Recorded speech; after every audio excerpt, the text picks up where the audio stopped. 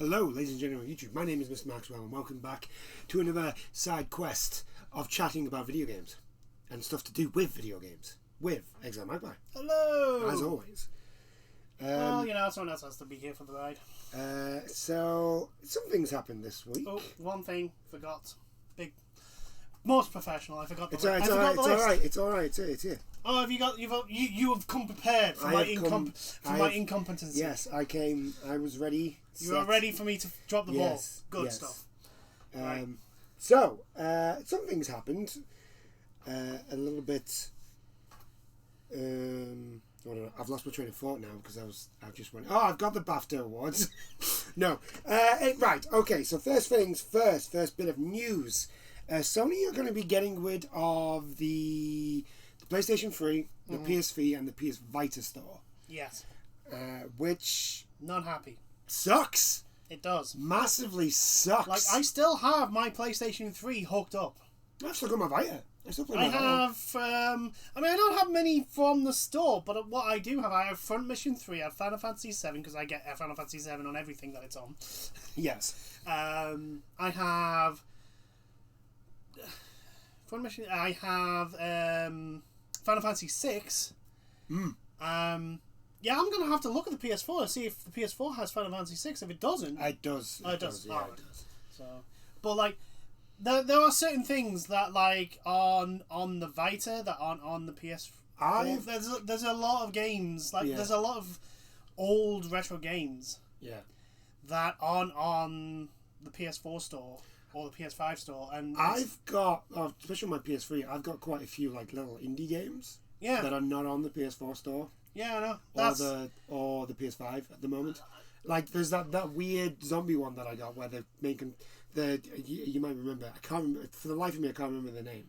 But the main character knows he's in a video game, and he's talking to everybody like he's in a video game. And they're like, "What the hell are you talking about?" Yeah, I know. He's like, "It's all right. It's a video game. I got this." Yeah. I mean, the only way I would accept this is if they released everything on the PS4 and PS5. I think it's the only acceptable way. But even then, it's like some people don't have a PS4, have got a PS3 but not a PS4 and a PS5, and it's not an ideal situation. Yeah, it's not right. This is another argument against digital only. Yeah.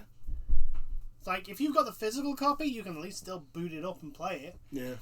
I think the worst thing for me is, like, it's not just like the stores that are closing. Like, you could still play them on your PC because Sony, if you have an account with Sony, what you used to be able to do is you could play your PS3 games on the PC.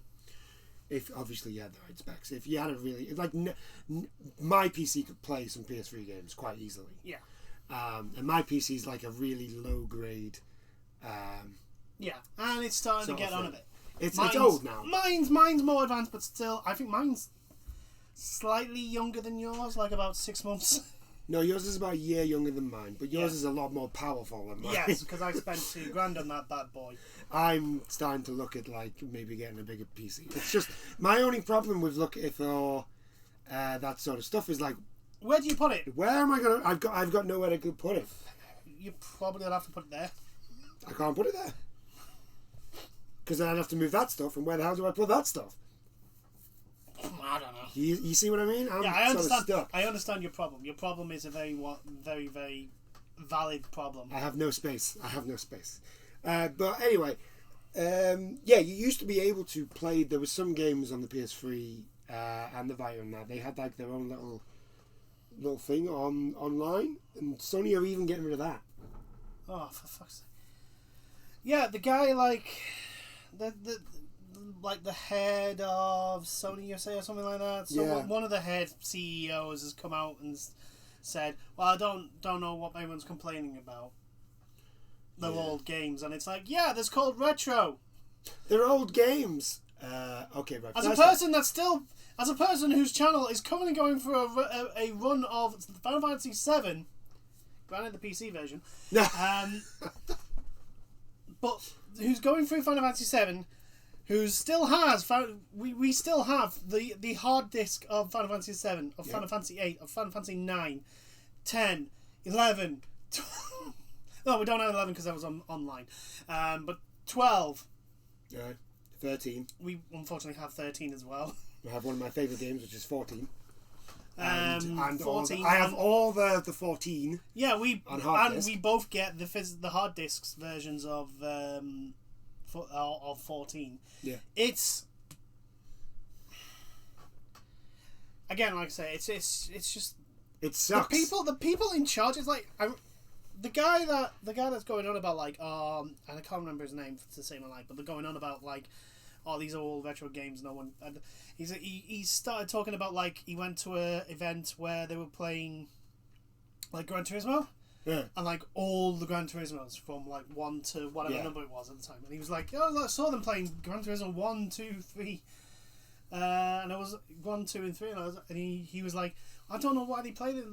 They look so old." I'm like, "Yeah, but like Gran Turismo 1 is the start of a series." Yeah. And also like Gran Turismo, some cars that were in Gran Turismo 2 and 3 aren't in the most recent ones. Exactly. Like, I think the other thing is like, when you look at older, like you can look at Final Fantasy 7 and you can say, well, that's aged. Yeah.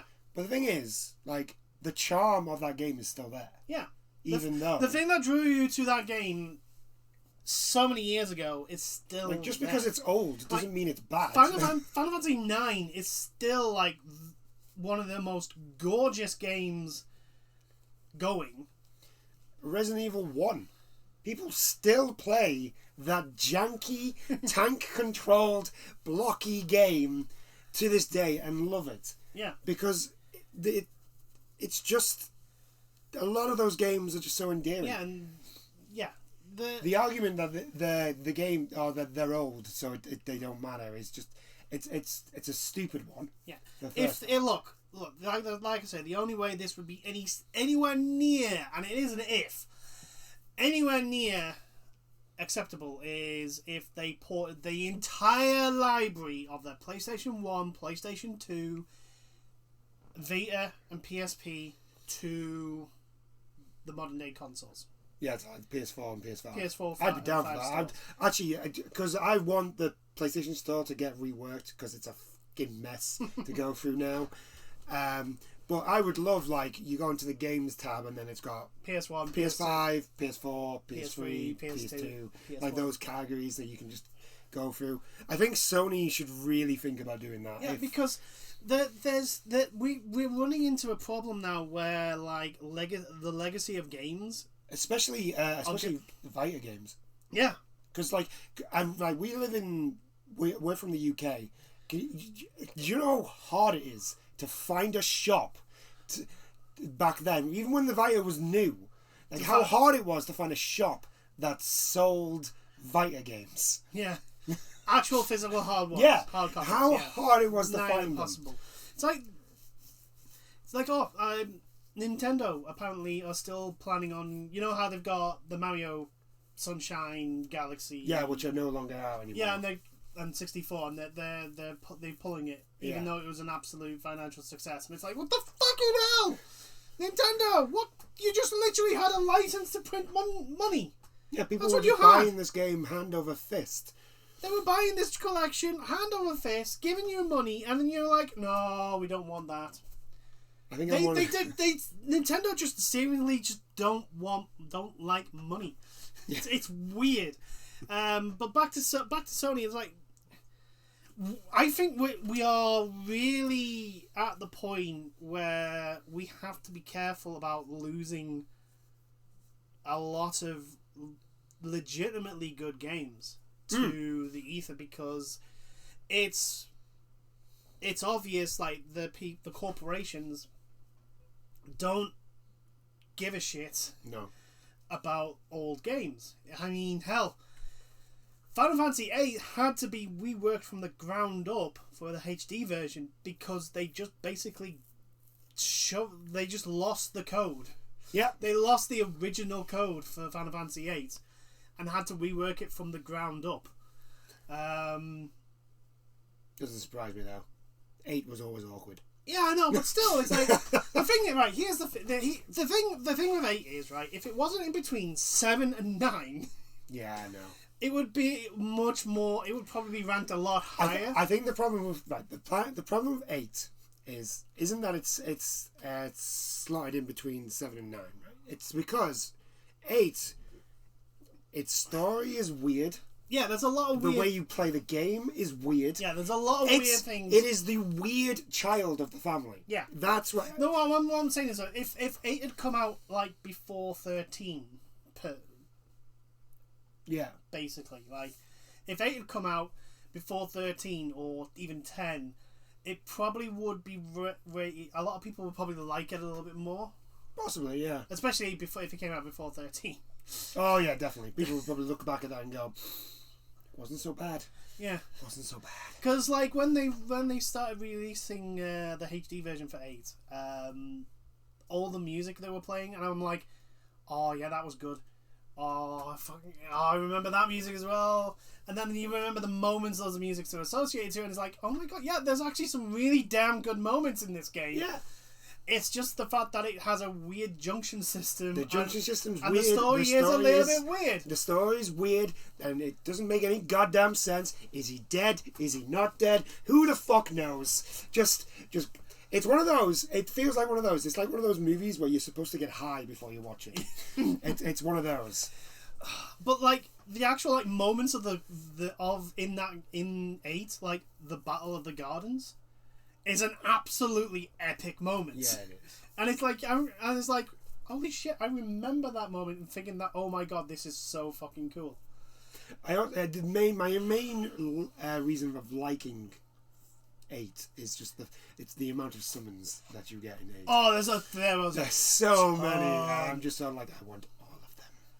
All of them I want. It's like Final Fantasy 14, I am currently on a quest to get, because when you fight the extreme versions of the primals, yeah, you get a chance of getting a little minion of that primal. Oh, a little pet. Yeah, basically, of that primal. Pet version. So at the moment, I am on a quest to... Because I don't want to cheat and buy them. You just want to get all of them. I just want to get all of them. Yeah. So I'm currently just going... I mean, I should be doing the story of Shadowbringers, but I'm like, no, fuck this. I want these things. Because I love Final Fantasy summons so much. And it's just sort of like, no, I need these... I need all of these, which means once Endwalker comes out and we fight the Anima Primal, it's like, right, get the extreme version of this thing and let's just go to fucking town on this thing. Constantly going until you get the... It's not for the armor, it's not for the armor, not for the weapons, just the pet. That's all you want. I want that minion, and that's all I care about. I have to admit, I'm fond of the little pup, the wolf pup. I've got a red panda one, so that's literally... It's just... And because it can hang on your shoulder, yeah, it's like, no, it has to be done. Like I say, though, the wolf pup was my first one, and I'm like, oh, no, it's still too cute and adorable. I can't send it away. Look at this. Look at it. Look at his little tail wagging. It's awesome. It's so cute and adorable. You just want to... Anyway. Boop this thing. Yeah, but anyway, back to the legacy of games and the fact that, you know, corporations don't give a fuck. Like, here's another thing. Like, what if...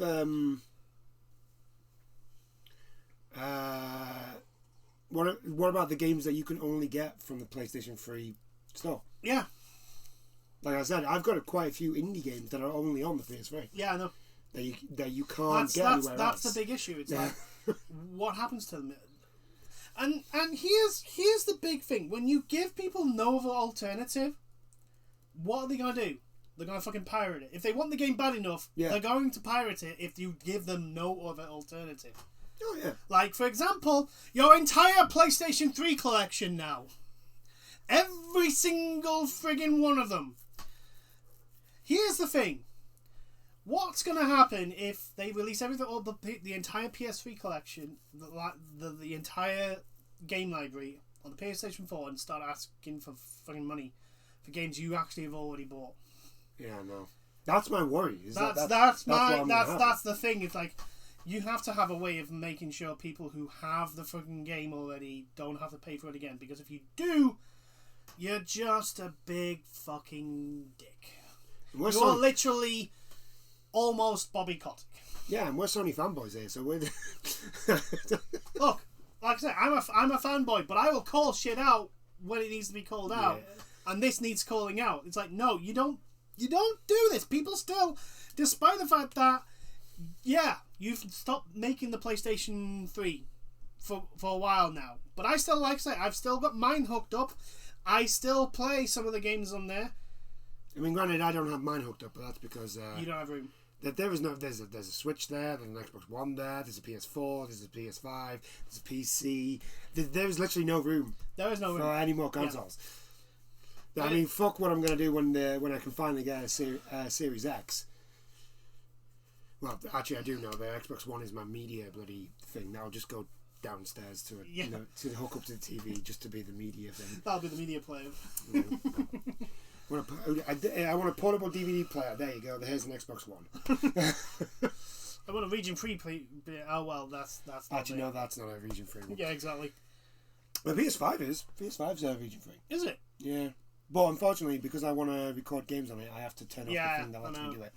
Lets me watch TV, watch Blu-rays and that. For some bizarre reason, Sony just doesn't like the Elgato. No. It's any capture card. Well, there you go. Yeah, Sony just don't like it. Yeah, I know, because it's the whole fucking... Right, here's the thing. Because PlayStations can play Blu-rays as well as... What people could do, if they didn't have that feature, is they could buy... say Lord of the Rings for themselves. Yeah. Oh, copy it. Capture card, copy it. Yeah. I see. Okay, I get you. Alright. So basically it stops bootlegging. Okay. So yeah, Sony, bring your entire library onto the PlayStation 4 and 5. Bring it to the entire. The PSP, the Vita, and the PlayStation 3. Bring it all onto PlayStation 5 and 4. I generally would like to play Valkyria Chronicles 2 on a TV. Yes. And not my... I know. But yeah, there's plenty of games that didn't get like a proper European release. Yeah. Or a proper American release. And it'd be interesting just to see some of those games. So Sony, just fucking let us play your games. Please. It's not hard. It's not hard. It's not hard. It's not hard. Anyway, shall we move on? Yeah. Shall we move on to the next one? Right. What would you like to talk about first? Shall we bash on Assassin's Creed or shall we bash on any of the Avengers? Well, we've been bashing the Avengers, so we'll give them time to prepare for the bashing. Okay, right. So, Ubisoft had the fantastic idea of prioritising microtransactions before DLC. To which, obviously, the fans of the game Assassin's Creed Valhalla, which not a lot of them, were not happy about. No. Obviously, because there was a lot of game-breaking bugs still in the game. And you just look at it, like, put it this way, the game's that bad that Amazon has dropped the price of the next-gen version from £50 to $20. Ouch. That's how bad the game is doing. Jesus Christ. I think it's because it's on sale, but still. Yeah, I think Amazon's just started their spring sale. But still, like, Assassin's Creed isn't that old. No, but also, like... It's younger than the Avengers. I just don't understand the thought process, because this is the thing that all AAA game companies are doing at the moment. They're taking something that gets really popular in one game, and then the sequel they'll put it behind a paywall. For example, they've basically looking to put behind the they've got 5 sets of armor. Yeah. And 5 sets of armor on the store page. Yeah. And the 5 sets of armor on the store page are massively overpowered. Oh yeah, of course. I mean, granted, yes, this is a single player game, therefore overpowering doesn't really affect as much as if it was a multiplayer game. However, when you clearly put it behind a paywall and make it overpowered, you're basically saying, yeah, you want to experience the proper game, the proper power trip of being a badass Viking. Yeah, give us more money. Yeah, pretty much. Give us more money. I know you gave us $70, but give us more money. Especially when the bugs are still there Oh yeah. That haven't been fixed. Oh yeah. You want this quest person? Yeah, he hasn't spawned in the correct position, so you can't do the quest, and you can't if you reload. Yeah, the amount of soft lock bugs are in that game is just fucking ridiculous. I watched somebody playing it, and he was going through one of the bugs is like he was just guiding. He was just it's Assassin's Creed has this. The annoying quest of Assassin's Creed is where you just follow the guy and he talks to you, gives you exposition. He was just walking with him, and then the guy disappeared. So he couldn't. But the thing is, right, that's halfway through the quest. Oh, so he'd have to start the quest all over again. That's just oh my god. So he had to reload the game from before he started the quest, do the quest, the stuff that he'd done already, all the way to this point, and it happened again. And instead of fixing that, they add more microtransactions and monetization. Because Ubisoft. Nice to know your priorities, Ubisoft. Also, by the way, Ubisoft, get your fucking house in order. Yeah, sort your shit out, Ubisoft. We all know the shit we're talking about. You ain't sorted it out yet. Where's that report? Where's the fucking report you said you were going to do? That independent report. I tell you what, I'll actually look for it this week. I'll actually see if they have done it. I've heard nothing. I've heard nothing. But I'll actually look for see if someone's actually done anything. The thing is that there's people I watch, and I know for certain there is certain people that are literally waiting for it. Yeah. And basically they'll have their ears to the ground, and it's like as soon as it comes out, they'll be on that like a friggin' predator on a piece of meat. A predator on Arnold Schwarzenegger. Yes. Just Ubisoft. Yeah, Ubisoft. Ubisoft need to do something. And I'm just on about games here. Okay, we know they need to do something about the in-house. All know their in-house issues. Yeah, we all know that they need to do something about the in-house issues. Yes, sort yourselves out. But I think they also need to do something with their games, because as much as Immortals Phoenix Rising is pretty good, it's still the Ubisoft game. I played about 3 hours of it, and I just got to this point, and it's just another Ubisoft open world game. Yeah, there's no difference. That's all. The stuff with the wings is good, but it gets old very quickly. Yeah, and the combat's good and stuff like that. It's still a Ubisoft game. It's still a giant open world map with just points on it and nothing to do, and I'm just sort of like, well, and I've stopped playing it because I just got bored. Yeah, very quickly. It's and the company that is showing the least amount of originality, game design wise, is Ubisoft.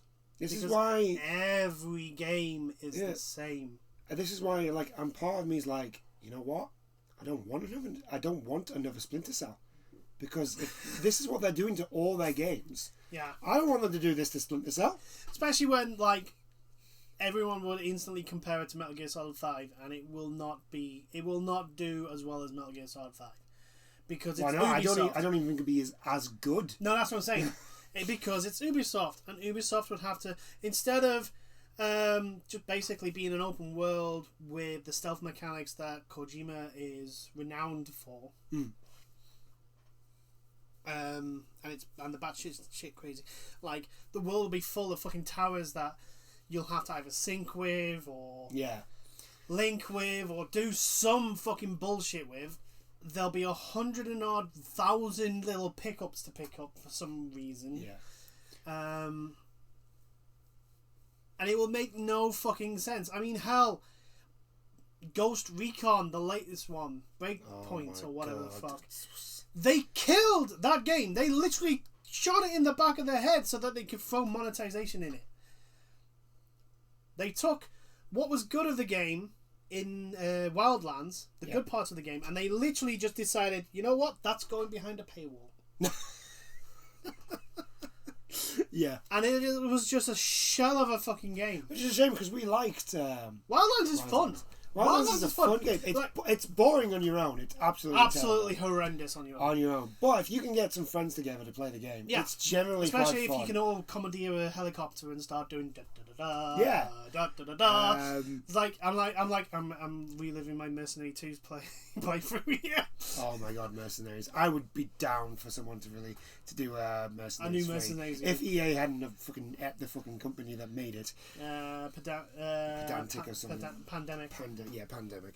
But I'd be totally down for another Mercenaries game. Just blow up that building. Well, you don't have to ask me twice. I'll blow up that building. How do I have to blow up the building? Well, you can do it any way you want. So I can just take this RPG and just randomly fire into it. Yeah. All right, let's do this. This is the thing. Like Just Cause, a multiplayer Just Cause is basically that. Yeah. But the problem is that the multiplayer Just Cause that we're getting is on mobile. Yeah. And we haven't actually seen any gameplay of it. No, it's going to be terrible. We know it's going to be terrible. Yeah. But anyway. But Ubisoft just seem to this is all they do now is just like put out half-baked games and just have a paywall for stuff and take what people liked in the previous games of the series and shove it behind a paywall. Time savers. And I swear to God, if they are going to try and copy Ghost of Tsushima for the next Assassin's Creed game, I am going to France and Ubisoft's headquarters is going to get burnt to the ground. The thing is though, you need material. You need material to build Notre Dame again. Here you go. Just knock this building free. Yeah, just take anything you want from this pile of garbage. Like, I guarantee you, they'll make a whole song and dance out of it being in Japan. Oh yeah, they will. And they'll be like, oh, it'll be a realistic interpretation. It's like, yeah, so it's Assassin's Creed. It's Assassin's Creed. How is it realistic? Like, you won't even be. You know what the thing is that you won't even be a shinobi. Oh no, that's going to be the worst part about it. You're going to be some sort of stupid fucking. You're going to be a daimyo who's going to have lost his family and lost his home because someone burned it to the ground. Most likely, you'll be Mitsuhide Akechi. You'll be him, and the villain will be Nobunaga. Yes, that's what they're going to do. That's what they're because Ubisoft are about as original as a fucking plank of wood. Not even that. Can you see how much you hate EA and Activision? I despise Ubisoft. Right. Here's the thing. Right. A plank of wood would actually have more originality than that, because a plank of wood would at least have its own individual grain of grey. Okay, right. I'll give you that. Okay, it's about as original as another Ubisoft fucking game. Yep. But look, now we're in Egypt. You are literally the same game. Origins and Odyssey are the exact same game, just with a new skin. With a Greek skin instead of ancient Egypt. My favourite Assassin's Creed games are 2, Brotherhood, Revelations. And Revelations. The Ezio trilogy. The Ezio trilogy, right? And people can be like, oh, well, they're the same, but they're supposed to be. They're part of a trilogy. They're part of a trilogy about the same person. Yeah. They're not some sort of oh, well, this game's set in this, so this is what you do in this one. And then this one over here is a completely different And we're game. not on about, the similarities between, for example, the Metal Gear Solid series. There are tropes and tools and equipment that is the same throughout the entirety of the Metal Gear series. Yeah. Because of the genre in the series. The problem is if you put Origins coat of paint on Odyssey, there would be no difference. The only difference is the map. You can the map, and you can choose to be a woman if you like. That's it. Yeah. It's the same way, and and I've said this in conversations with people about movies and TV shows. Just adding a woman into a show or a movie doesn't automatically make that movie or show good. Yeah. I'm kind of getting sick of this, of seeing this with media where they're just going, oh well, we've now added a black man. Okay, right, he's black, and what's his character? He doesn't have one. Well, he's black. Him being black is not a character. Yeah. You making his colour of his skin the defining characteristic of his character is what's known as racism. That's actually racist. Yeah. The thing is, though, it's like that. It's the whole thing of like we're inclusive. Yeah, the fake inclusivity. Like you can be inclusive and still have good ideas. I mean, like, hell, you do know this. Hell, if we want an Ubisoft example, Assassin's Creed, the London one, the Assassin's Creed. Not Liberation. It's fucking up there. Syndicate. Yeah, Syndicate. I liked that game. Yeah, it was good. Ellie was mint. Yeah, and actually being able to be both sister and brother, because I can't remember the guy's name because I was never the guy. I was only the guy when I had to be the guy. That was the thing. But I just loved Ellie with the cane. She was fucking brutal with that thing. I loved that game. I loved Syndicate. I know it's not as good. It didn't get as much praise as some of the other Assassin's Creed games. But I thought, you know what? After Liberation, yes, this is good. After the clusterfuck that was Liberation, yeah, it was actually pretty decent, and it felt different. It felt different from like Free and Black Flag and what was the one after Black Flag? Was it Liberation after that? Liberation. Yeah, and Liberation. Yeah, it felt different. I think the problem with Liberation was that it was buggy as hell. Yeah, I still. You know what? I would, if I was in Ubisoft, I would keep just pitching. We can do a co-op Assassin's Creed. Yeah, because the thing was, because if you think about it, if you just take the promise that Liberation had, especially with the co-op missions that they had, it was it showed the promise of a decent, like if they built on that premise, yeah, they would get the whole like a full blown teamwork co-op Assassin's Creed type game would actually work. But then The Witcher 3 came out. Yeah, The Witcher 3 came out. And also Liberation was buggy as hell because Ubisoft didn't know what the hell they were doing. Ubisoft, that's the thing. The Assassin's Creed games right now are the way they are, not because of they wanted to change things to make the game better. It was because, whoa, there's The Witcher's doing really well. Let's borrow everything from that. Yeah, let's say that. Ubisoft is the most unoriginal company going. Yeah, and that's in a world with Activision, who just turn out Call of Duty, and EA, who can't do anything without somebody coming along. And Microsoft, who only have Halo, Forza, and Gears. Yeah, you know. Although no, they've got other games coming out soon now, since they bought Bethesda and they've got they bought Obsidian, so they've got Microsoft have now got Microsoft's actual development studios. Yeah, the ones that Microsoft actually had before they did all the buying. Yeah, they only had Forza, Halo, and one of them they weren't doing anything with, and that was Halo. Yeah. Oh, and Gears of War.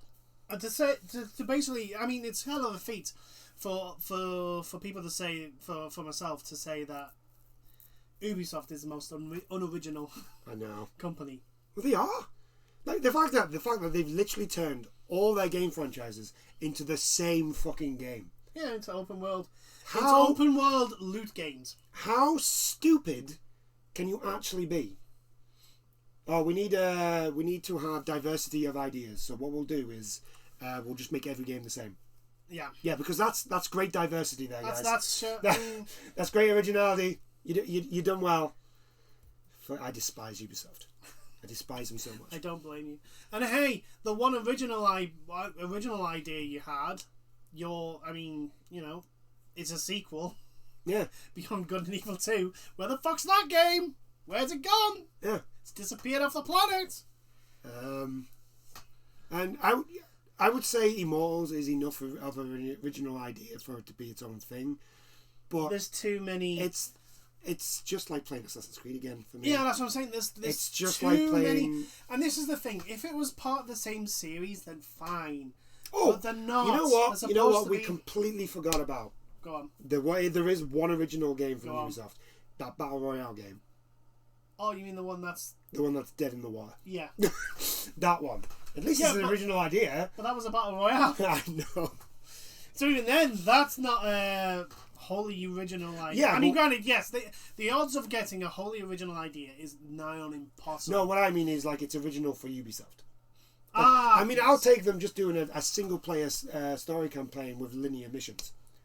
At the moment, I'll take anything. I'll take like them, a corridor shooter. Yeah, I'll take them doing anything, or even doing a weird RPG game. Yes. You know, I'll just to see what they do. Do something different. Do something different. This is the thing.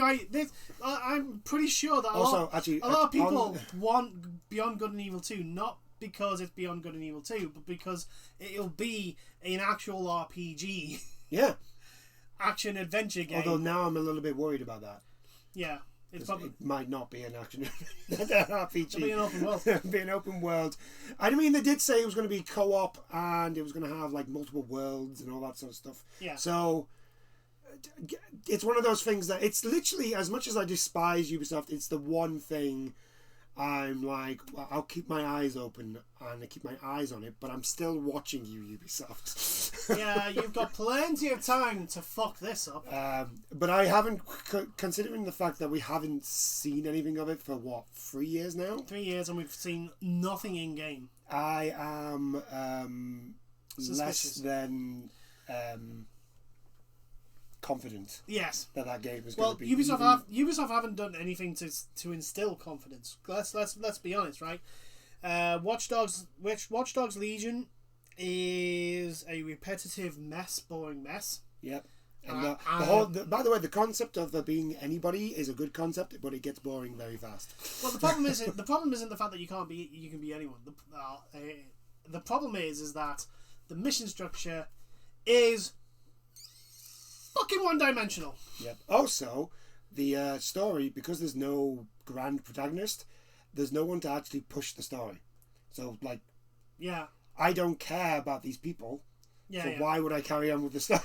The counter point to that is the whole thing of like forming a resistance and fighting back. What I'm saying is a cool thing. The problem is that. One, the mission structure is there was very little variation, and secondly, the stealth is shit. I would agree with you on that with this whole story thing, but like, there's an easy way to fix it. Mm-hmm.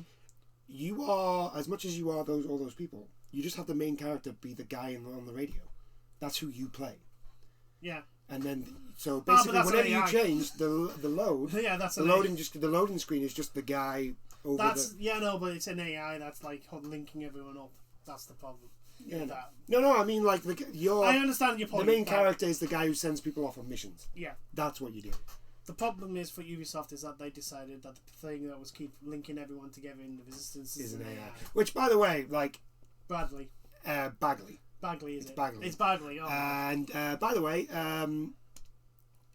I discovered by playing Legion, I don't like robots that swear. Unless it's Bender. I discovered this. Yeah, because Bagley swears a lot, and I was just like, this is not funny. Yeah, no. But the thing is, Bender does it for comic reasons. Bagley apparently does it just because that's what Brits do. Because he's British. Because he's British. Which I find it quite insulting. Because last time I checked, we're not all from flipping London. Yeah, we don't all speak with a Cockney accent. Oh, that's another thing. Yeah, the accents. The accents are terrible. The accents are some are good, but some are horrible. Yeah, and you're just there like, oh god, that sounds bad. And then some of them you're just thinking, are they doing a racist? I don't know. I don't know. Is this racist? Are they supposed to do? Am I racist for playing this now? I don't know anymore. Yeah, there's some accents that are just oof. They're just so all bad. Oof. Anyway.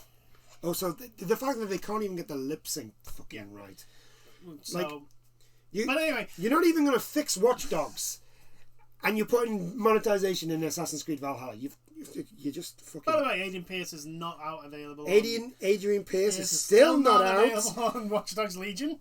So I'm just like, why did you even bother advertising him for the game? I mean, that's almost as bad as showing Wakanda and Black Panther and then going, do you want to know when he's coming? Well, we don't know that either. Good segue into...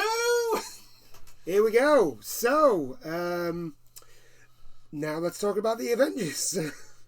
So, we last the last video, Yeah. we actually talked about when they revealed the Hawkeye stuff. Yes, and we said that it looks almost exactly the same except brown. Yes. That was funny enough.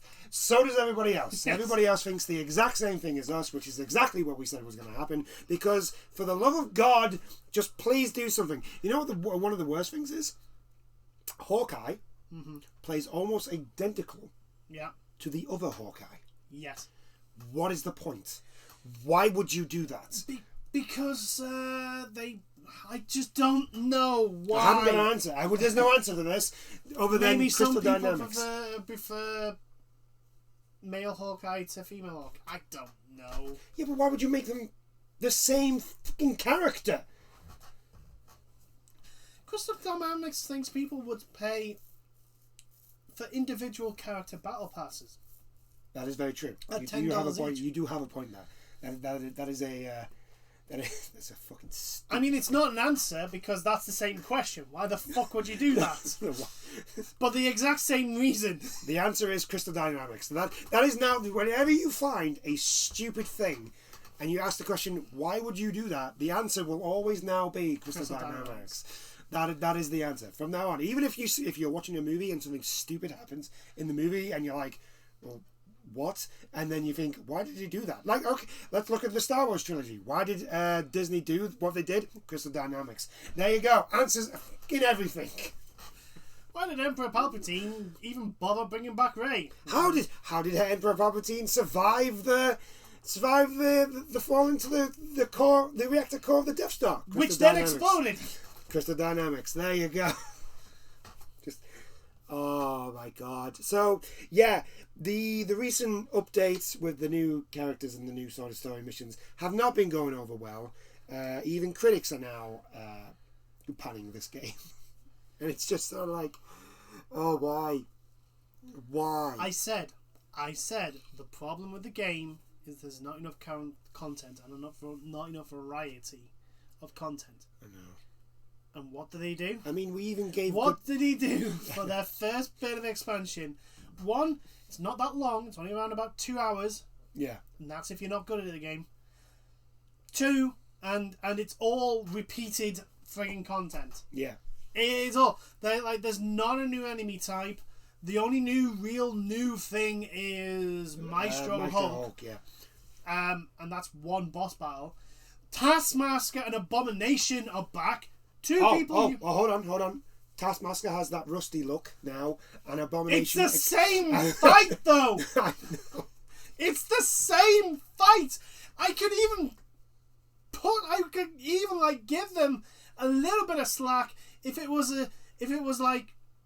Oh, he has different mechanics are involved, but no, it's the same fight. It's the exact same fight. That's not it, right? Abomination. No, let's not fight one Abomination. Let's fight two. How about that? How'd you have that? Eh? Wow. That's different. It's new. Yeah. Yes, I'll take recycled. I'll fight one crap boss with another crap boss. Thanks, Crystal Dynamics. You did well there, guys. What have they been doing since launch? Like, there's got to be somebody in there that's like. There's got to be an idea person somewhere. Has to be. In Crystal Dynamics. There has to be. Somebody who's been like, well, why don't we take what the Division 2's done with the tower thing and put that in? Yeah. Because that's a great idea for a superhero game. Yeah. Tower survival mode. I mean, fuck it. Samurai Warriors 3 had that. Where you just went up 100 floors and just murdered everybody. Hell, Mortal Kombat 9? Yeah, Mortal Kombat 9 had that. The 100 floor. The 100 battle tower where you ended up fighting, I think at the end, Goro, Kintaro, and Shao Kahn. Yeah. All in one go. It's just so depressing. It is just.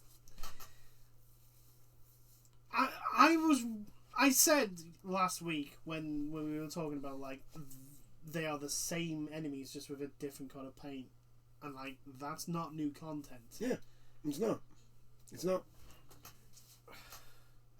And the problem with Avengers is that the combat's fun once you unlock everything. The problem is that there's nothing to do once you unlock everything. And also, the grind to unlock everything is so fucking stupid. Terrible. It's just, oh my god. Because you have to unlock You're supposed to be a superhero. And yet, at the beginning of the game, I'm a weak, pathetic mess. Yeah, no, but even when you get to full power, like, enemies, the mobs don't react the way they should. They don't flinch. There's no flinching. There's no reaction to being hit as much as you would expect. Like, if I hit a grunt as the Hulk, I don't expect them to just, ugh. I expect him to go fucking across the room. Yeah. I'm the incredible goddamn Hulk. It's just, I'm expecting them to be plastered on the blooming wall. Not just, crumple on the ground as if a soft breeze has knocked them out. Like if Captain America wallops a guy, I expect that guy to fly. Yeah. Just straight to fly. Or if Iron Man shoots his...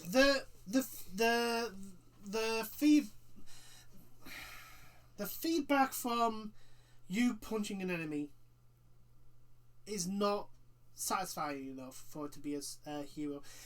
Prime example, the best example, Spider-Man and Arkham, the Arkham trilogy. Yeah. Spider-Man, the Sony Spider-Man game is friggin' good because only the really big brutes actually can stand and take a punch from Spider-Man. The others actually have to either block or that you can just basically beat them up for forever, right? Or dodge or whatever, right? And in Arkham, the enemies end up being scared of you. Yeah, the enemies are frightened of Batman, and it's great.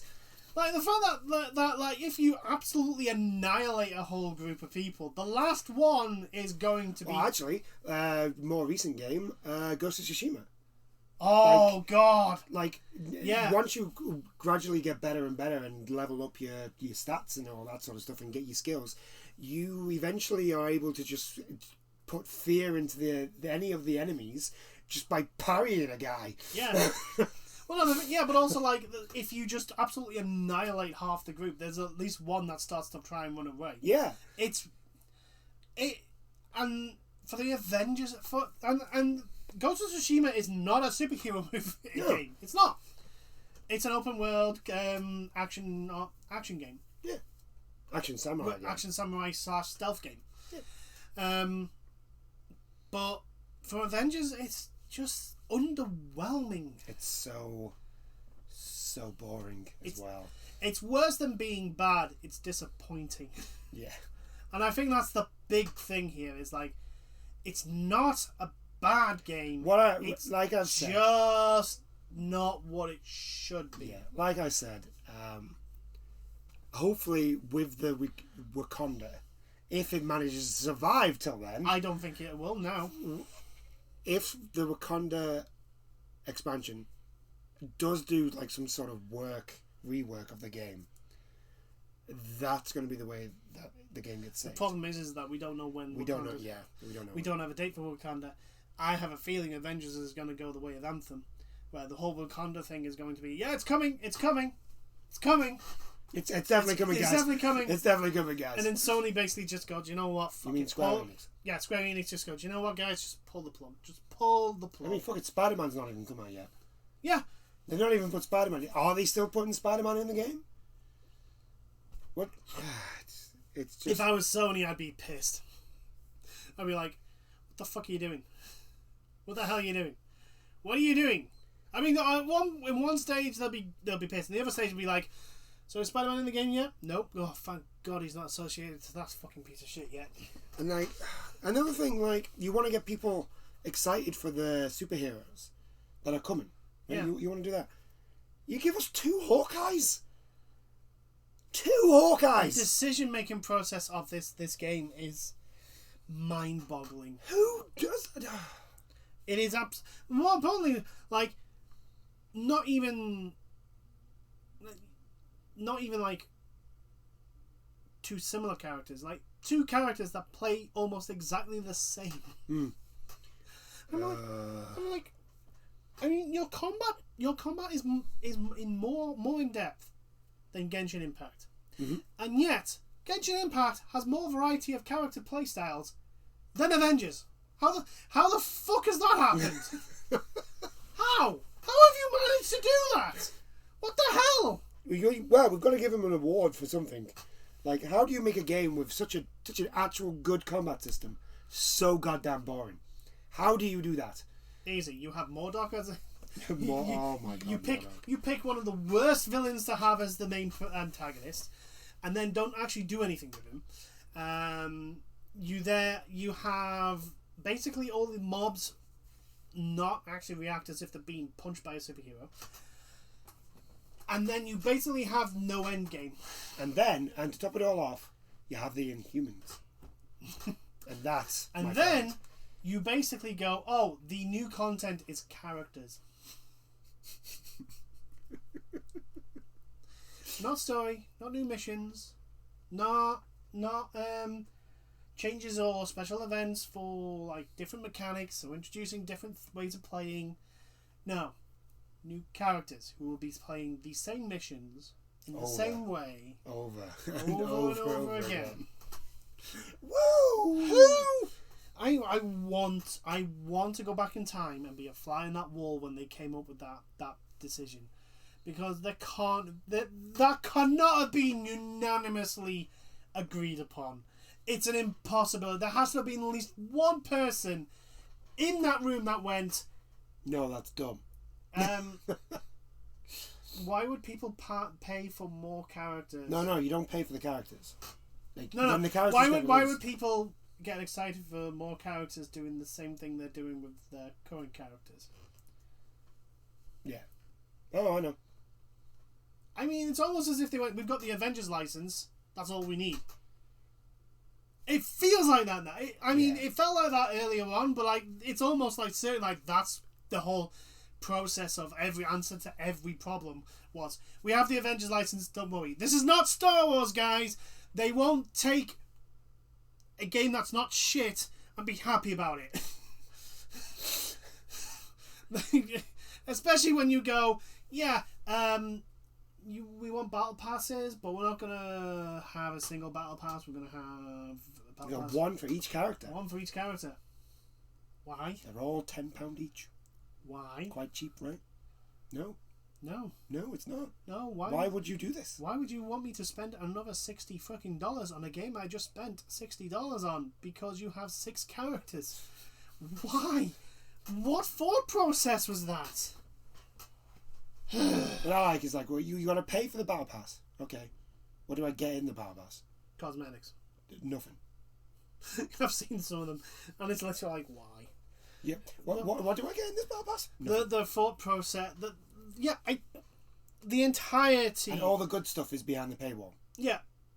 Okay. The entirety of the decision making process of this game has been atrocious. Horrendous. It's been atrocious. And that is down to the management. Again.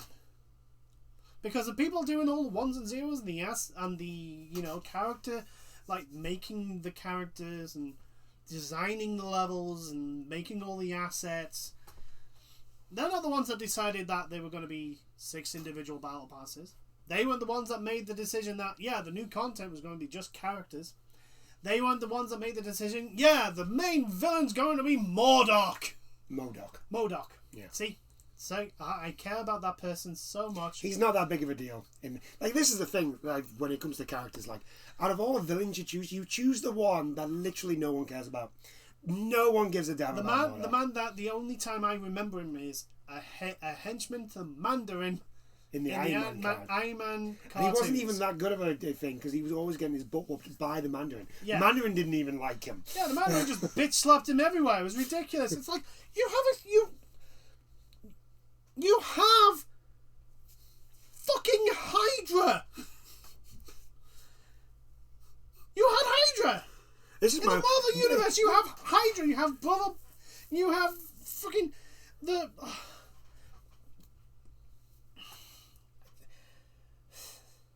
There were so many factions and major villains that you could have picked, and you decided Modok.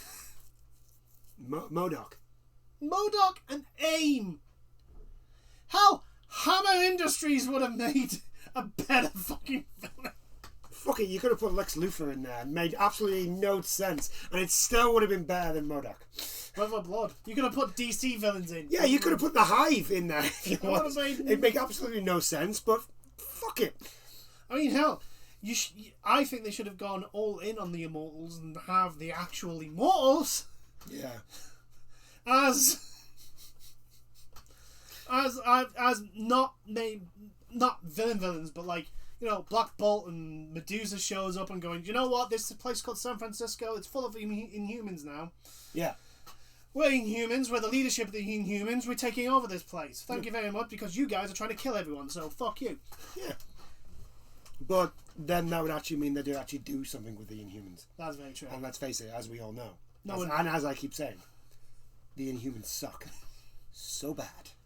So bad. Just like, why? Why are you I would have taken... This is at the same time, right, that Jonathan Hickman's run in X-Men is just... It's like... is it Sword of X? Yeah, Sword of X. Sword of X. Oh my I think that was the last one. I think it's a massive one. Yeah, it was a massive X-Men crossover. And oh my fucking god, was that good! Honestly, look, if anyone's got a friggin' Marvel friggin' story to write, just go to Jonathan Hickman. Yeah. For a game. Just go, look, can you write us a game script, please? Story. Because I guarantee you, right, if you gave Jonathan Hickman the Avengers. Well, actually, or even the Inhumans, right? I guarantee you he'd do something awesome with them. Yeah, I'll give you that. Because it's Jonathan Hickman. Because it's Jonathan Hickman, but the Inhumans would still suck. Because, right, what will happen is, there'll be, the Inhumans suck. Oh, Jonathan Hickman's run of the Inhumans was pretty decent. Jonathan Hickman's no longer writing for the Inhumans. They suck again. I know, but there'll be that one point. There'll be that one moment. That one moment. That one moment. Do you remember that one moment they were good? Where they had promise, where they could actually do something. But Black Bolt didn't get his ass kicked. But the thing is, though, Jonathan Hickman would actually make sure they would actually do something. Yeah, that's true. Like, do you know in the world that one moment where they're actually good? We have that one moment. That moment where Black Bolt actually did something and didn't get his ass kicked and wasn't used as an ass whipping a punch bag to show how badass the new villain is. Yeah. Yeah, but it's like, you've got Avengers. I mean, I know Thanos. You want to save Thanos to, like, I don't know, 2-3 expansions down the line. Thanos is like... I think Thanos is so far down the line now that it's just like, well, we really need to fix this game before we do anything massive. Yeah, I know, so you know, Thanos is like miles away. Yeah. Not in the, for your first villain, you don't have Thanos. Thanos is the big boogeyman at the end, like, oh fuck. Yeah. But you had so many, like, why the frig do you not have? Do you not drop hints for, like, Victor Von Doom and the Fantastic Four? Yeah. What I don't understand is, like, why not just, like, because the TV shows and the movies at the time, Hydra was the enemy. Yeah. So why not just have Hydra as the enemy? Fucking hell, Captain America's missing. If there's any group in the entire Marvel universe that is going to look at that and go, this is our fucking chance. This is our time, brothers. Time to rise. It's the Red Skull and friggin' Hydra. They are going to look at this and going, right, we've got the chance to strike. Let's do it now. It doesn't even have to be. It doesn't have to be Red Skull. It could be Baron from what's his face. Yeah. His face is on the TV screen. Yeah, I know what you're on about. It's very weird. Or Madam Hydra. Or Madam Hydra, yeah, Madam Hydra. Just and not Hydra in its own. And not that weird thing that was on Agents of S.H.I.E.L.D. That was weird. I didn't watch that bit of... Basically, in Agents of S.H.I.E.L.D., what we find out is Hydra basically exists because people found this thing that took them to another world, and then they met something called Hydra. Oh. And then they came back, and it's very weird. Very, very weird. Thanks, Marvel's S.H.I.E.L.D. Thanks for ruining a group that was basically just Nazis. Well, no, they weren't Nazis, because Well, they started off as Nazis and then went, no, well, we can't keep beating on Nazis because Nazis are dead. But Hydra's still a good baddie, so let's just, Oh, yeah. We find the Hydra's lore is like they only... They teamed up with the Nazis because it's just sort of like... They were the ends to an end. They can give us what we want. We want to be able to do all the scientific experiments and all that sort of shit. And the Nazis are just going to give us and we don't really care about human rights and all that sort of crap because we're bad guys. and apparently neither do the Nazis. So it's a win-win for us. They can give us human experiment. And also, when the shit hits the fan and they inevitably lose, we can go underground and they'll get all the stuff. Exactly. They'll get all the. So yeah, that's basically like Hydra's whole thing with the Nazis. But anyway, the point being is like there are so many other groups they could have used. They used MODOK, and I'd be like, the thing is like if they'd used AIM and MODOK, and then introduced. Like, oh yeah, no, you think you've won? Congratulations. By the way, these guys are just around the corner. Yeah, had some sort of like hint at what the next bad guy was going to be. Yeah, I think I'd be fine. I mean, I wouldn't be because I'd be like, I'm fighting fucking MODOK. I know, but it's like, okay. Like I'd just be there, being like, I never thought that these words would come out of my mouth. 4 is fighting MODOK. Like one, we all know in realism terms. No. It wouldn't be a fight. It would be short. Wait, look, in the 1960s, MODOK was a big deal. But then the Iron Man cartoon came out in the 1990s and kind of ruined that. Yeah. Like, you've got to remember, that's the most modern interpretation that a lot of people, apart from the hardcore fans... apart from the hardcore comic fans... will know what MODOK is. Yeah. And like I said, I thought he was just a Kang wannabe. Exactly. Oh God. But anyway, shall we move on? I think we bashed it. I'm gonna leave it on the fact that I'm really worried that that Wakanda is not gonna come out soon enough.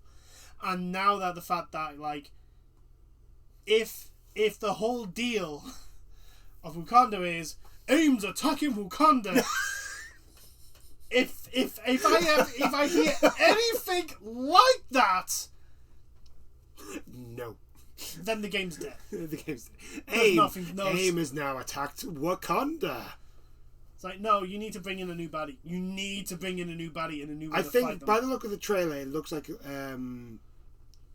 we're actually helping Black Panther take back Wakanda. Possibly. By the hints of what they were saying. The main villain may be Killmonger. Which would be alright. Might be. As long as it's the movie as long as it's the movie Killmonger, because he was really cool. Yes. Maybe Killmonger, and maybe Black Panther's got quite a few baddies that want to take over Wakanda. Yeah. Well, so, I mean, he is the king of Wakanda. I'm just like I said, I'm just worried it's going to be AIM. I'm just really, really worried. And I'm like... Well, MODOK couldn't do it, but we'll do it now, because we've taken over Wakanda! Ha-ha! To which you just... How? How? You have to look at Black Panther at that point and go, how did this happen? How? No, it's only AIM. You can take them on... What, were you on holiday at some point? Were you on sabbatical? Were you on honeymoon with Storm? Is that why this happened? Yeah. Did you get... I mean, congratulations on the marriage, by the way. To both of you. By the way, if Storm is not the character, if Storm is not the character following Black Panther, you're missing the point. I mean, granted, well, we need mutants to actually be introduced first. That's very true. I don't give a shit. This game needs more than logic to fucking save it. Yeah, that's very true. A logical reason to introduce new stuff is not what this needs. This needs new stuff. You see, I need that though, because my brain wouldn't be able to work. My brain the whole time playing it, if it works, would be like, Storm shouldn't be here because there's no mutants. It's easy. You start introducing fucking 1 or 2 missions that involve, I don't know, you see a Sentinel head. Yeah. In one. And then in another mission, they go talk about the Weapon X program because you drop off in Canada. That's how you do it, I suppose. But no. Let's just finish on the fact that Avengers is in real deep doo-doo, and I'm worried that it's not going to last long enough for Wakanda to come out. Okay, right. I think we'll end on bashing the Avengers, and we'll get on to the main event. The main thing that we want to talk BAFTA about. Game Awards! BAFTA Game Awards was Friday? Friday. Friday? Thursday or Friday night. We didn't watch it because I was working, mainly. But we did catch it at the weekend. Yes. So, anyway, shall we go on for the awards? Yes. So, first up was animation. This is not in order. This is not in order, but this is the order that's on the website. So I'm doing it in that way. So the first one was that we've got is animation. And the winner of that was Last of Us Part 2, which I don't think we said was going to win. No. I think we said... was it... I'm trying to remember what was nominated. I think we said Ori and the Will of the Wisp or Spiritfarer. Yes.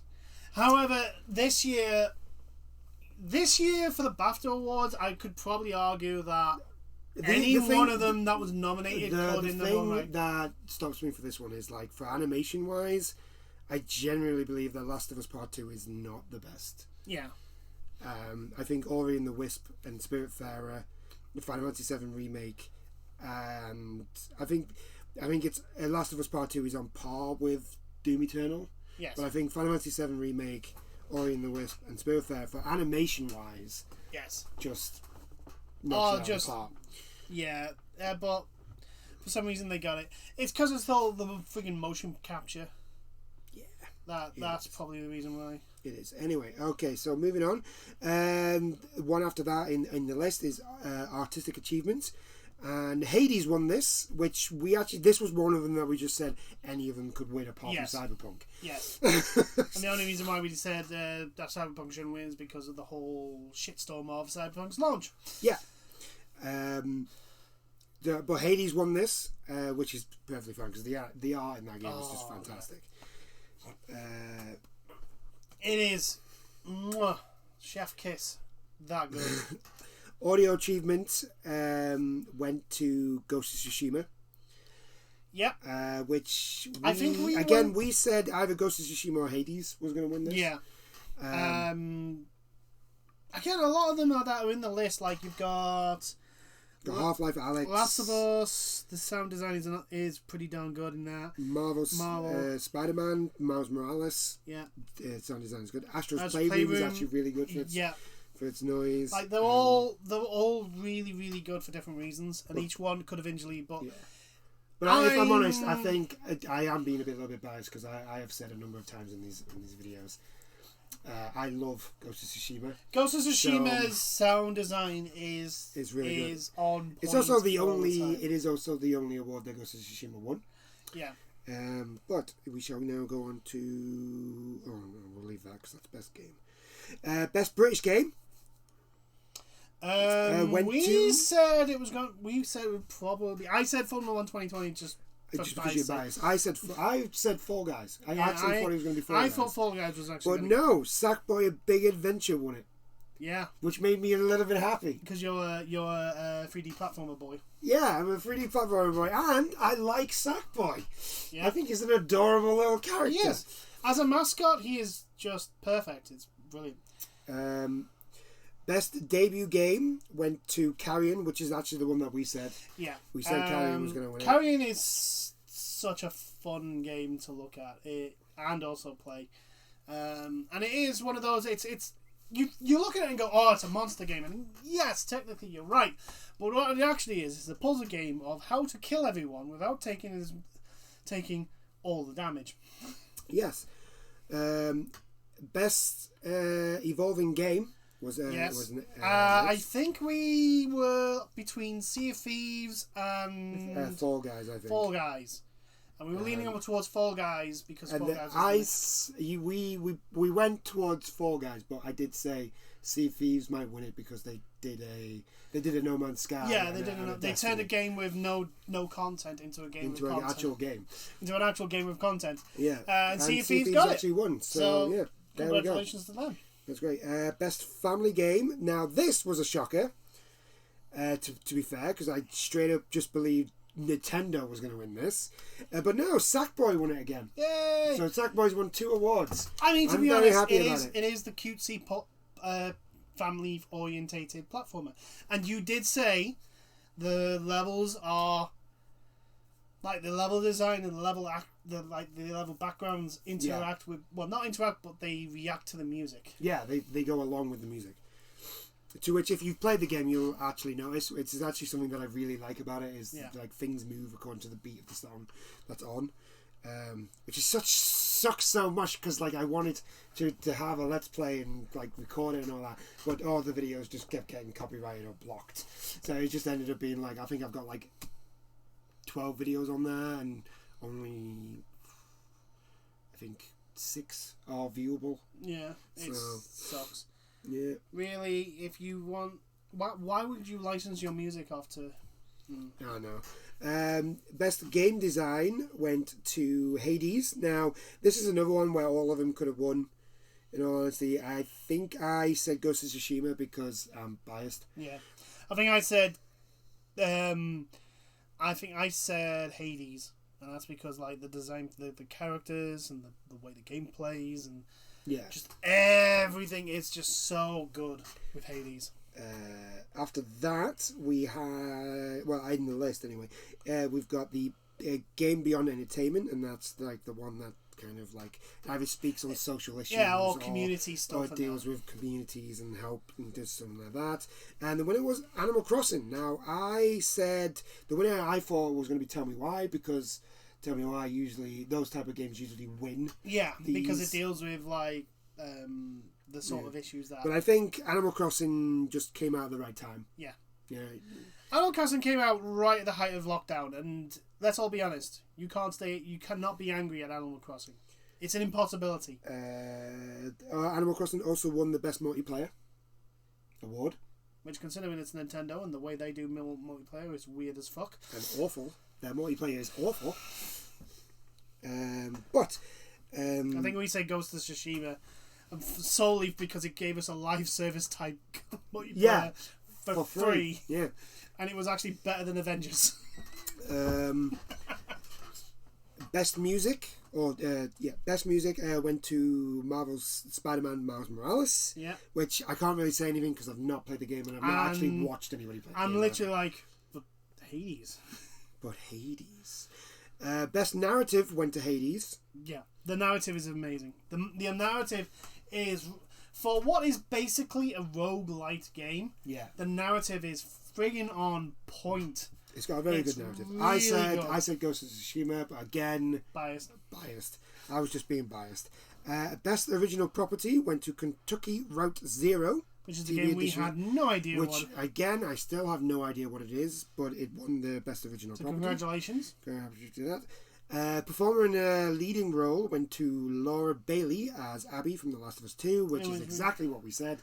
We said it was either going to go to Ashley Johnson or Laura Bailey. It went to Laura Bailey. Like I say, I mean, it's probably just down to personal preference, but I think Ashley should have got it. Yeah. I like Ellie. Is it Ellie? Yeah, it is Ellie. Ellie, yeah. Yeah. Ellie's just such a more... Yes, everybody likes Ellie. Everybody likes Ellie. Yeah. Like I say, there are consequences to Ellie's actions, and Abby gets away. We had the performer in a supporting role, and that went to Logan Cunningham, who for his roles in Hades, which he actually plays. He plays Hades. Yeah, Hades. He also plays narrator. Achilles, Poseidon, Asterius, Charion, and the storyteller in Hades. We actually said he should get the award for the amount of characters, just for the fact that he plays that many characters. I said he should get it for Hades alone, let alone all the others that he does that are really good as well. But yeah, and his speech was actually, because I don't actually think he thought he was going to win. I don't think he thought he was going to win. His speech was actually just sort of like all over the place. It was great. It's like that one from last year, the French guy who clearly did not know he was going to win, and then all of a sudden won, and he was just all over the place. It was a good watch. The technical achievement, this was always going to go to Dreams. I think we said I said Microsoft Flight Simulator solely for the fact that it basically creates the entire blooming world. We did say Flight Simulator. I remember saying that because of what it does. Dreams is ridiculous in what it lets you do. Yeah. So Dreams got it. The EE Game of the Year, which is the fan-voted one, that went to The Last of Us Part 2, which is fine, you know. Let's have a look at the other games that are on this. Then there was The Fellowship. To be fair, the other games on there, I mean, I was either Ghost of Tsushima or Hades that was going to win it. Yeah. But I'm not surprised. Siobhan. Yeah, that's what I'm looking for now. Yeah, I know. It's like I was wondering when you were going to get to her. I was going to do her last before Best Game, but it is not there. Which is a bit weird because this is the Bafta site. Seriously, you're not going to blooming the Fellowship Award. We're looking for. Where's the Fellowship Award? We would like to really actually friggin' keep going. Best game, British game, debut game, evolving game, entertainment, game design, seriously, music, narrative, original property. Look, I know not everyone's going to care about the Fellowship Award, but we do. Yeah, it's not there. But anyway, one of the co-founders of Media Molecule. I think it's Siobhan. I'm gonna get them. I want to say Siobhan Bailey, but it's not because I'm thinking of Laura Bailey. It might be. Anyway, she's one of the co-founders of Media Molecule, and she got the Fellowship, and deservedly so as well. I'm seeing if I can find it this way.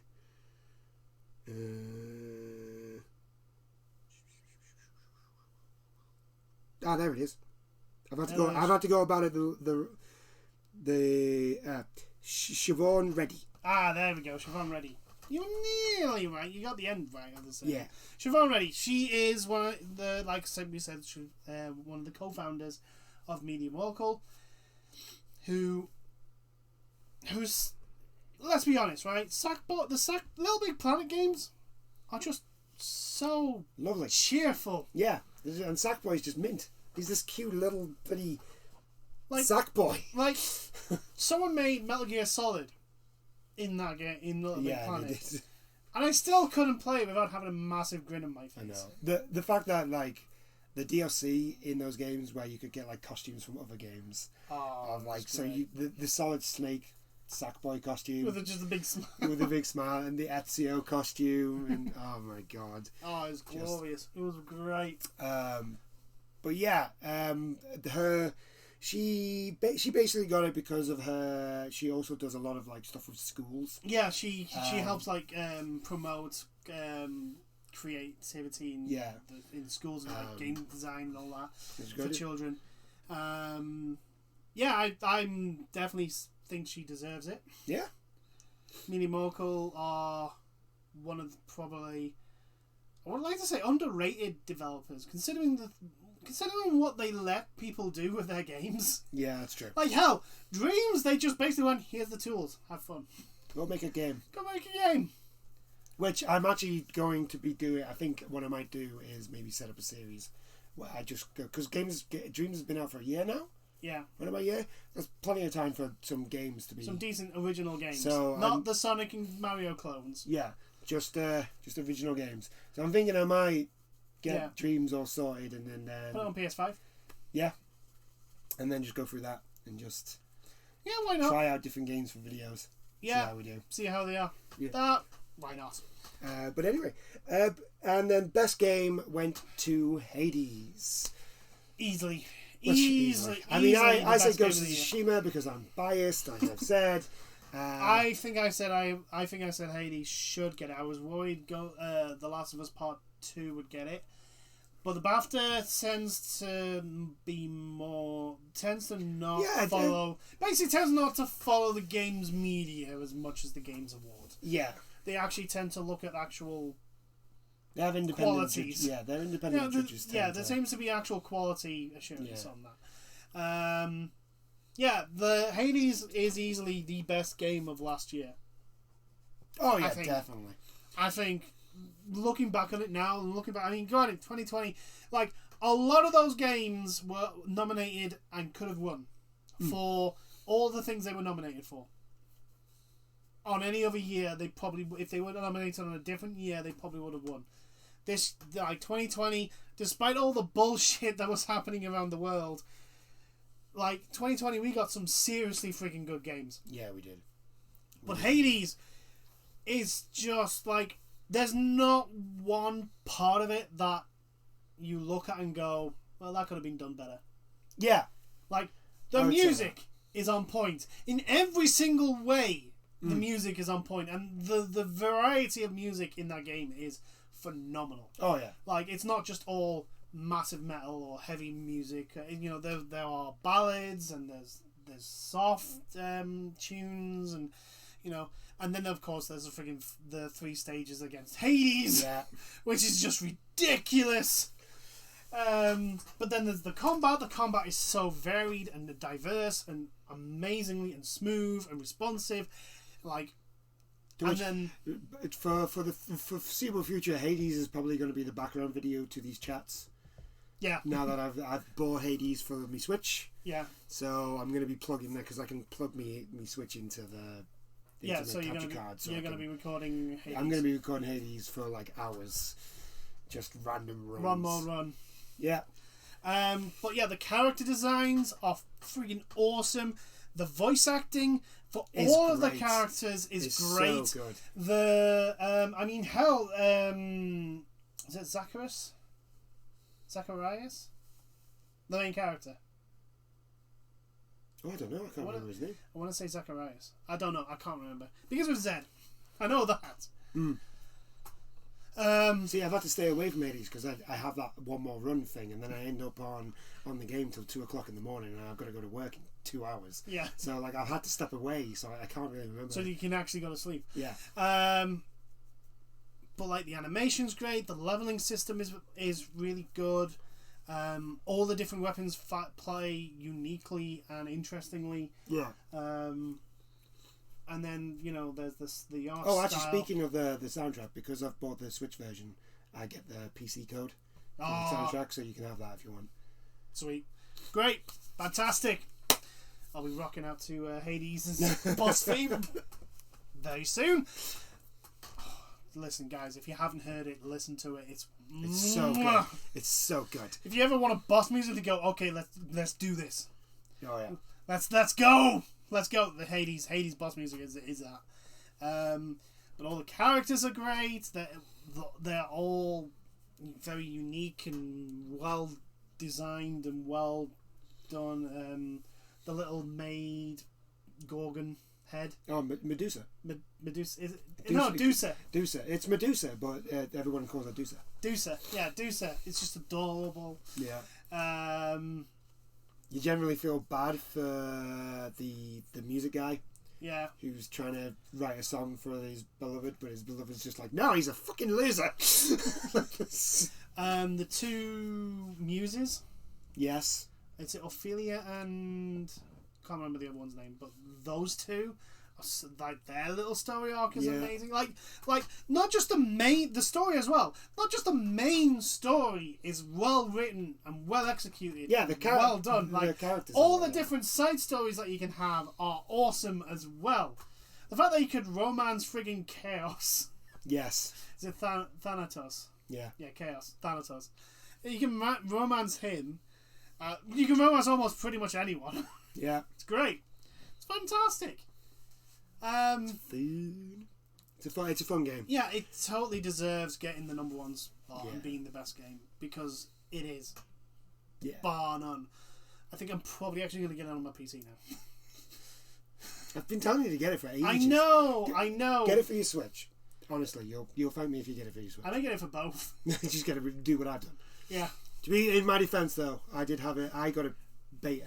You had it in the beta for it right. Here's the thing, guys. To show how good Hades is, that is his only PC game. Well, it's the only PC game that he plays. That I play because I don't play PC games. Yeah, you don't play PC games. You're not good. You don't like playing with a keyboard and mouse. You don't like. You're not really fond of strategy games. You're not really. No. you're not really fun. Well, no, it's not that I'm not fond of strategy games. It's that I'm too dumb for a lot of strategy games. Like most of the time, like I tried playing Total War, and then I realized that oh shit, I have to make money to actually do things. To actually build units. And I don't have any money now. Shit. Well, that's easy. You see what the problem. Your problem is that you don't realize you're running out of money until you run out of money. I realize I'm on Total War. I realize I run out of money. Oh, I'm running out of money, and I go, that settlement over there is going to be, it's pretty big.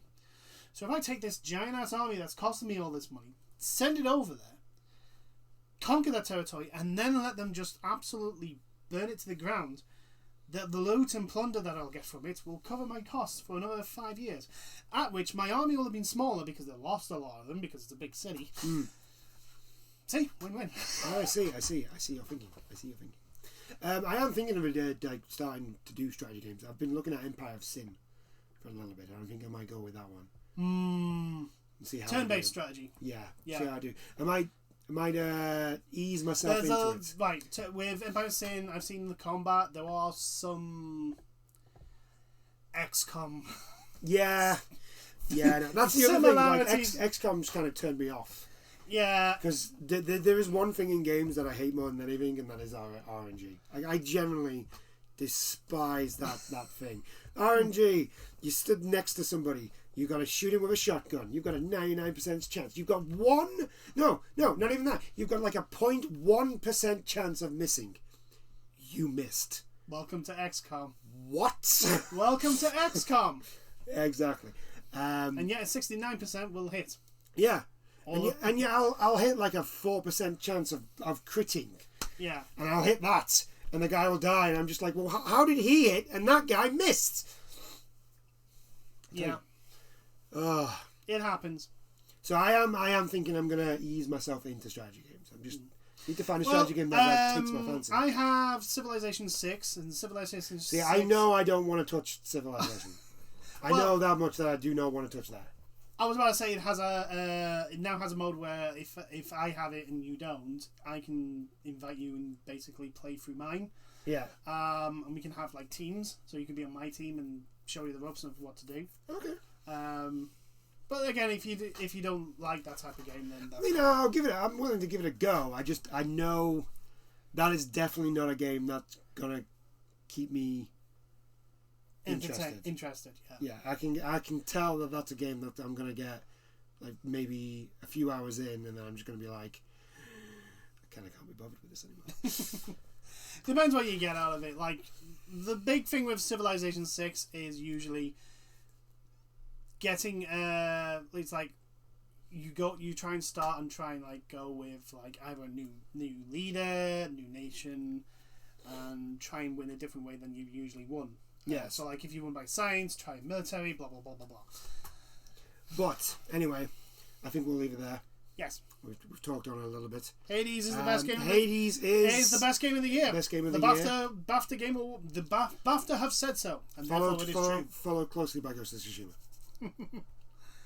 But that'll be it. I will always stand for Ghost of Tsushima. Yes. But yeah, anyway, I do hope you've enjoyed this chat. Leave any comments down below on anything that we've been talking about today. And hopefully we'll see you in the next one. Bye now. Toodles, everyone.